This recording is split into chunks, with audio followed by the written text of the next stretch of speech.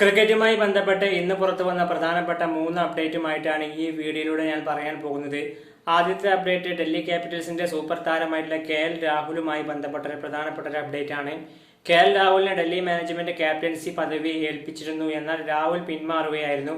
എന്നാൽ ഇതിനെ തുടർന്ന് രാഹുൽ ഒരു പ്രസ്താവനയുമായി രംഗത്തെത്തിയിരിക്കുകയാണ്. രാഹുൽ പറഞ്ഞിട്ടുള്ള കാര്യം ഇതാണ്: എനിക്ക് ടീമിന്റെ ക്യാപ്റ്റനായി തുടരാൻ എനിക്ക് താല്പര്യമില്ല. എനിക്കൊരു നല്ലൊരു പ്ലെയറായിട്ട് ഒരു മികച്ചൊരു പ്ലെയറായിട്ട് ടീമിന് വേണ്ടി മികച്ച കളി പുറത്തെടുക്കുക, ക്യാപ്റ്റൻസി ഭാരം ഞാൻ ഒഴിവാക്കാൻ, അതുകൊണ്ട് എൻ്റെ മേലിൽ നിന്നും ക്യാപ്റ്റൻസി ഭാരം ഒഴിവാക്കാൻ വേണ്ടിയാണ് ഞാൻ ശ്രമിച്ചത്.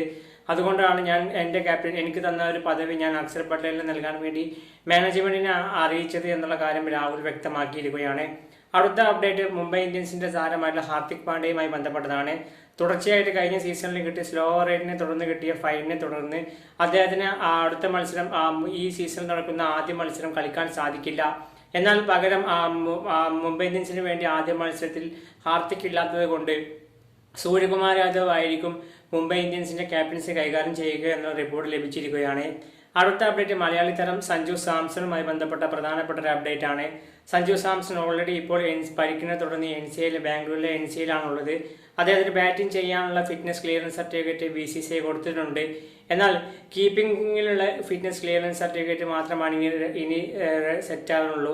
എന്നാൽ അതും സഞ്ജു സാംസന് വൈകാതെ ലഭിക്കുമെന്നുള്ളതാണ് അറിയാൻ സാധിക്കുന്നത്.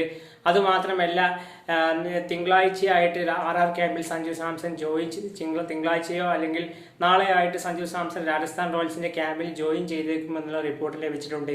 ഏതായാലും ഈ ഒരു 3 അപ്ഡേറ്റുമായി ബന്ധപ്പെട്ട നിങ്ങളുടെ അഭിപ്രായം എന്തായാലും ഈ വീഡിയോക്ക് താഴെ കമന്റായി രേഖപ്പെടുത്തൂ.